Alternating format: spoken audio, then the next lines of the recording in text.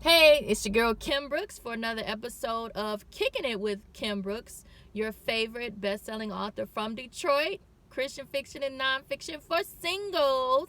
And I'm here to talk about, the latest episode of Ready to Love. They had a lot of plot twists in this episode. Man, a whole bunch. When the exes, they invited the men had their exes come. Now that alone is interesting. So yeah, that was definitely a great idea. And I left my notes. I don't have my notes, so I'm about to share my analysis off rip. So the first one I want to talk about is Mario and Tandy. Mario and Tandy, they were a connection from early on. You know, Mario was mainly interested in Riva and Tandy. But with Riva, she was reserved, her heart was guarded, rightfully so, because, like she said earlier, she felt like she opened up when they were at the pool party, but then 5 minutes later, she looked up and he kissing Tandy. So, I mean, yeah, after that, you might get a little guarded after that. Now, the thing with Mario and Tandy, when she met, because the men basically picked a woman to meet their ex. So when you think of it that way, you're basically picking, the men are basically picking the ones they have their eye on the most. So Mario picked Tandy. And the interesting part was when Mario's ex revealed to Tandy how, you know, one of the reasons they broke up was because of some of his controlling ways. You know, like when she mentioned about putting on the blue nail polish, and he didn't like that. And not only did he express to her that he didn't like it, he made phone calls to nail salons and was like, I need somebody to take this off my woman's fingers. Oh man, he took it to a whole nother level. And I remember Tandy, homegirl from Detroit, was saying that she doesn't want to be with another controlling man. And you know what? Let's kick it about that. A lot of men are controlling. What's up with that? Whoever you're in a relationship with, you want to feel free to be yourself. Why do people try to control what other people do, what other people wear, how they choose to express themselves, how they choose to wear their hair, whether or not they choose makeup? What you see is what you get with women. You know, if you don't want a woman that's outgoing, then don't get a woman that is outgoing. Like, if that's what you don't want, find a quiet woman. Why do we often we'll connect with someone and then we try to change them? That never works. Only God can change a person. And then you don't want to force your desires on someone else, because we grown, y'all. Once you get over 30 and 35 and 40 dating, nobody's about to change anybody. That's childish. So, okay. So the thing with Mario and Tandy, that threw up, rightfully so, a red flag for Tandy, because she shared in the beginning how she wants to be free in her relationship. I mean, she has a bubbly, outgoing personality. I love her personality. And you don't want to suppress that. You don't want to keep a person from being able to express themselves fully and being themselves. That's part of the freedom of being in a relationship. You know, why even be in a relationship if you can't fully be yourself full out? So, yeah, definitely should be some red flags for Tandy. And then oh my Lord, there was some plot twists. Come to find out, Tandy and Riva knew each other. Was it Riva? Or was it Ashima? Lord, I ain't got my notes. I believe it was Tandy and Riva knew each other for some years before they were even on the show. How interesting is that? Okay, so that was Mario's ex met Tandy. So that was that situation. Now, Ashima, oh Lord, that was the ultimate plot twist, because we all knew that it was Ashima and Darren. They're going to ride off to the sunset, get married, and have some babies. But guess what? That's the challenge you run into when you claim a man early in the process and he hasn't fully claimed you. Ashima was clingy towards Darren towards the beginning. But guess what? Darren isn't innocent. And that's the interesting thing with Darren. He's quiet. He's very emotionally, put together. He's very calm. But at the same time, if you listen to Darren, he is very flirty. He gives the women he encounters all this assurance. He makes the woman feel like she's the only one that he's got his eye on. When you go back in previous episodes, even when he first met Ashima, yes, their chemistry was great. He was flirting hard. And Ashima, she led heart first because you're looking for love. You're ready for love on the show, right? Now, one of the things that she did, though, is she was too territorial in the beginning. She thought she had it in the bag because she had a man that was into her and she was into, so she just claimed him. And y'all know, even in the church, folk get to claiming men and claiming the pastor's son and claiming this and claiming that. And we choose them and they haven't even chosen us. So you definitely don't want to claim and you don't want to be territorial, because sometimes it could backfire when the other person is not 100% totally committed to just you. And see, the thing with Darren, he flipped the script on her. At first, he was all into her. They were always going everywhere together. And then all of a sudden, he's like, okay, he went out with Tandy, and he's telling Tandy similar things to make her feel like she's super special. And nobody will really pick up on it because Darren's so quiet and so unassuming. So you would never know. But yeah, I believe you got to watch out for the Darrens of the world, because they may have different people thinking they're one way or in a situation with them, like a relationship where it's exclusive, and it's not. And the thing is, because this is a TV show, it's already understood that there are people getting to know different people. And you really can't claim anybody. You really can't be territorial. But Darren was giving Ashima a false sense of hope in the sense that she really believed that she was the only person that he had his eye on. So she almost, y'all could see the look on her face when Tandy said that she went on a one-on-one with Darren. She felt betrayed, because I guess Tandy and Ashima were cool during the show. But y'all know, the whole goal of the show is to have 3 couples that are together and they're going to be ready to love and they're going to be couples. And with 5 people left, then there's some people that's going to be eliminated. So people are looking out for themselves. You can't claim somebody early on and then just think that that's it. I mean, nothing that comes easy is worth having. So the interesting thing, when Ashima met Darren's ex, now we know, those of us watching saw a couple red flags that Ashima mentioned as well. Now, Darren mentioned she thought that Ashima was insecure. My thing is this. Her concerns were valid. Her concerns about she doesn't like dogs. I don't think she's afraid of dogs. I think she doesn't like dogs, because it wasn't like she was like screaming, and going hiding in the closet. They were in the area. She just didn't like them being in the area with her. For some reason, most people are either dog lovers or they just don't like dogs. I love dogs, but everybody's different. So she doesn't like dogs, and she felt like once she communicated that to Darren, he would be understanding and put the dogs away when she came over. But Darren, he's like, these are my dogs. These are like my kids. I'm not putting them away. So the dogs were there in the living room with them. And then the ex-girlfriend. Now, the ex-girlfriend, she was there chilling, had her shoes off. She was just all comfortable, right?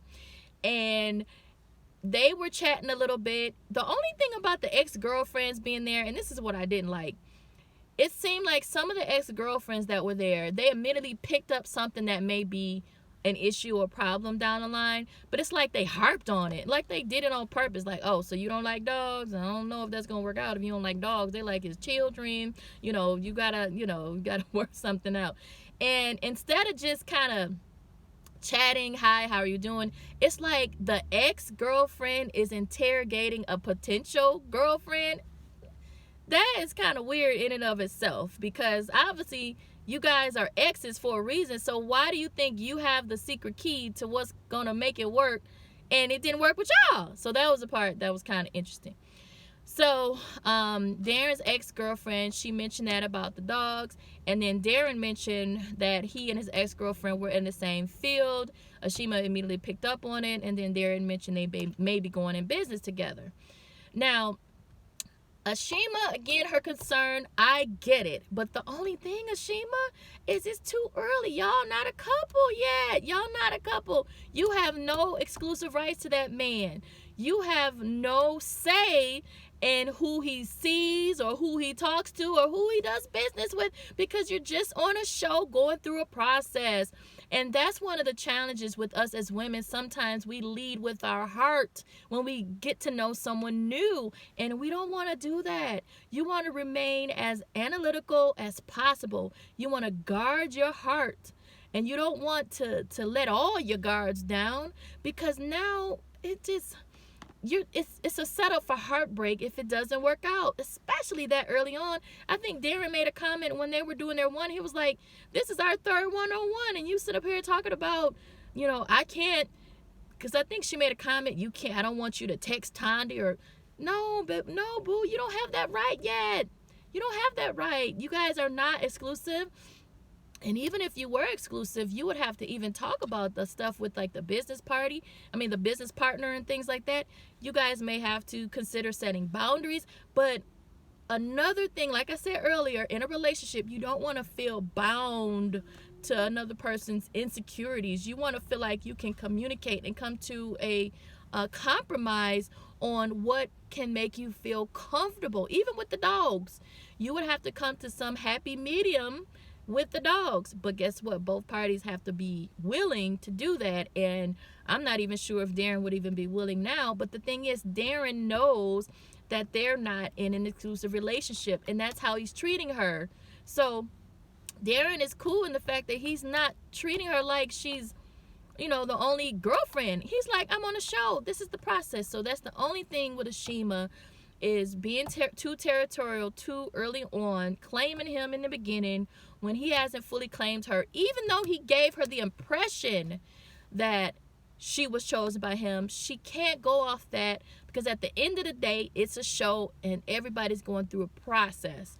So it's going to be interesting in future episodes to see what happens with that situation with Ashima and Darren, because now Tondi is considering Darren, since Mario is acting like possible control freak. Now, the next one, Alexis and Carrie.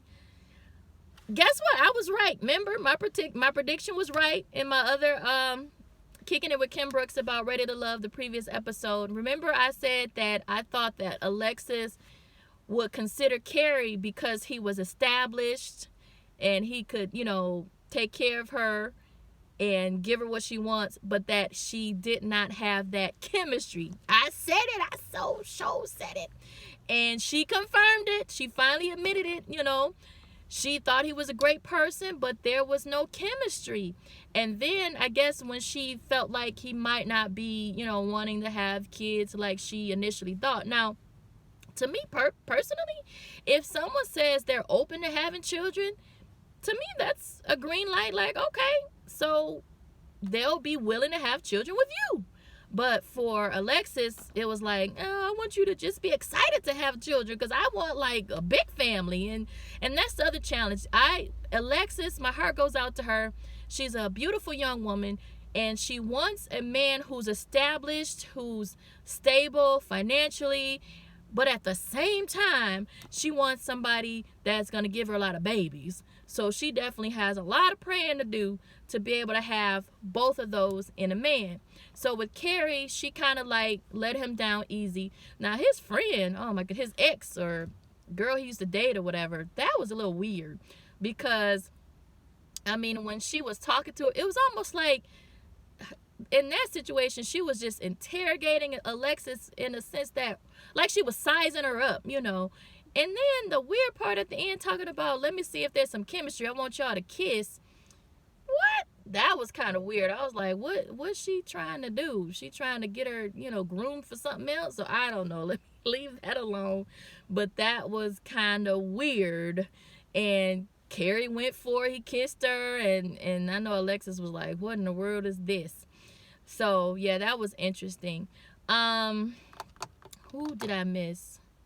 Brent and Divine, they had a lot of chemistry, a lot of sparks. My only concern with Divine, again, I said it in the other Kicking It with Kim Brooks about Ready to Love. My concern is that she leads too much with the sexual chemistry. Yes, you're beautiful. Yes, men are attracted to you. Yes, men want to sleep with you.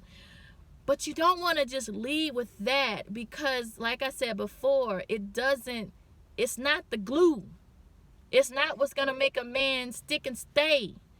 So, you can be flirty and all that stuff, but, I mean, Brent and Divine, they had chemistry, but that's all they had, And that's easy. In relationships, the easiest level is sexual chemistry because it's easy to have that chemistry with someone, but then you also have you have to have that connection. And you have to have that compatibility. And a lot of times when you lead with the sexual, the blinders come on. You think everything is great. And then you have to talk to people on the outside to find out, but what about this? You have to know what your values are, what your desires are, what you're looking for to make character-wise, what kind of man you want. And then you have to see if this person in front of you is the man you're looking for before you just lead with the sexual. Because when you do that, again, the blinders come on, you don't have clear judgment, and then you only end up disappointed if you find out that they're not who you thought he is, who he's going to be.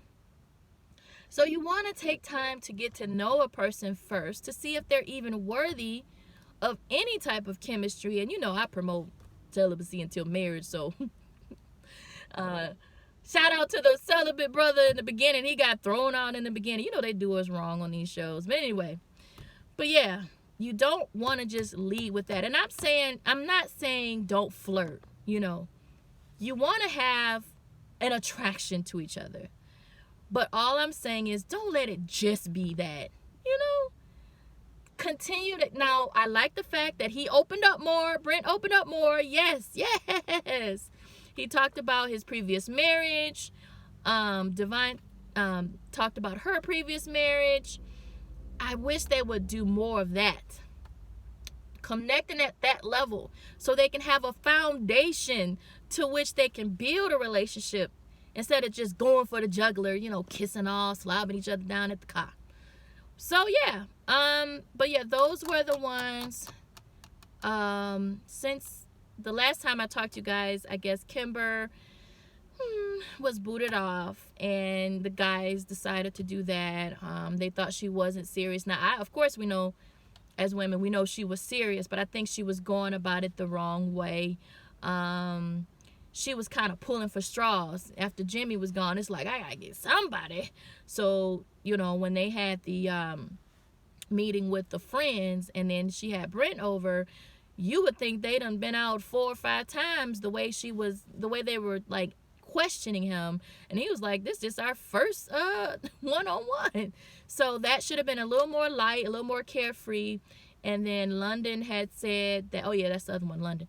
He said that Kimber slid into his DMs and was like, we'll make some pretty babies. So you don't want to do that, because on this show, the guys are talking to each other, the women are talking to each other. So you don't want to make yourself look like you just out here pulling for straws, not really interested, but just want something. And it comes from a place, because she had mentioned in the previous episode that she, wanted children. She felt like she was in her 30s.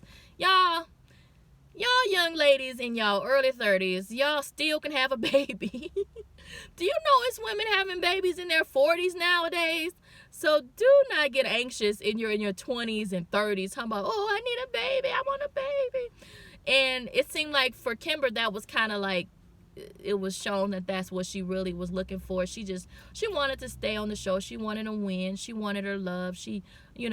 And it just, unfortunately, didn't work out for her. But, okay, so the other Couple that I missed about the with the exes, London and Alexis.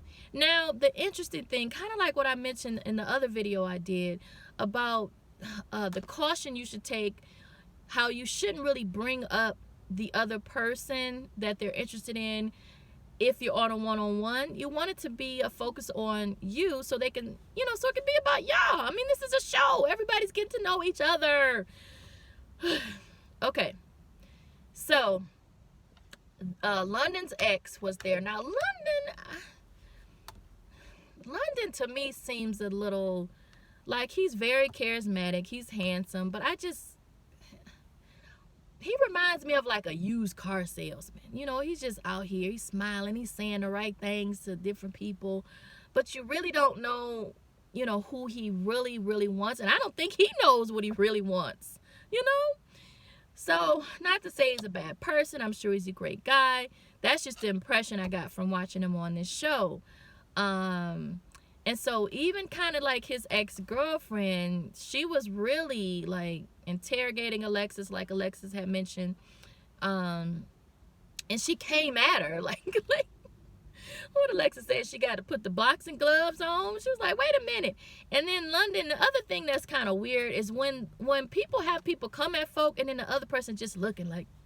Reva did that with Mario when Reva's friends were interrogating Mario, and she just like, and the friends are just going at him like, so what about this, and what you gonna do with that other girl? And then she's like, And so that's how it was with London. It was like the woman was going after Alexis, asking all these questions and asking her all this, and Alexis like, okay, she's like, well, I'm a Leo, I'm a Taurus. I'm like, oh Lord, it's the battle of the astrology. So yeah, that was pretty interesting. And I think Alexis handled it well. I think I mentioned on the other episode of the video, I don't think Alexis is going to be matched with anybody at the end. I just don't think the one for her is in this group. I think she's a great girl. She's very confident. Young girl, knows what she wants. Very mature. And I just don't think what she's looking for is on this show. So let's see.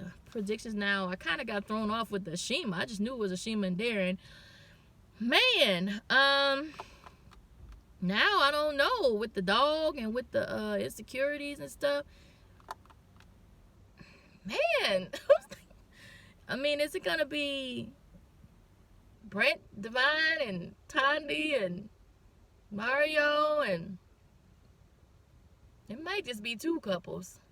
So we'll see. Yeah, I don't think I left anybody out from this previous show. Yeah, but it was a lot of plot twists, y'all. So tell me what y'all think on Kicking It with Kim Brooks. Let's kick it about some of the topics that I brought up, about relationships, about love, about this last episode, about the show altogether. Leave your comments below. Get my daily devotional for single women on kimontheweb.com. And then let's kick it about the show. Leave comments. I love to read them and see what you think. All right.